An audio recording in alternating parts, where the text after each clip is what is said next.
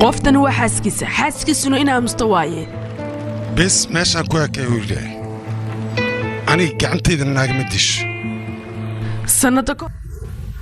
بوكيت ما في عنتاينا أمسام كده محل وينسا قال مقعد بوكيت ميانا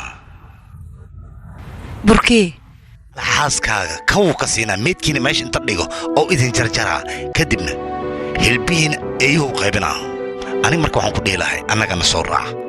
da ii sheegin aniga dabcan ma ku siinaa ayaan ku dhahay socaan ku dhaad doqon yaho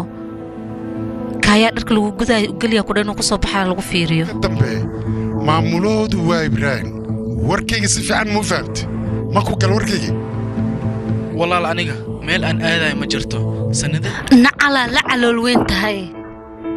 ha isku dayna ku dhaah ha isku dayna cunugan qaab xun in aad la dhaqanto waxa ku sameey kartidna ma lahan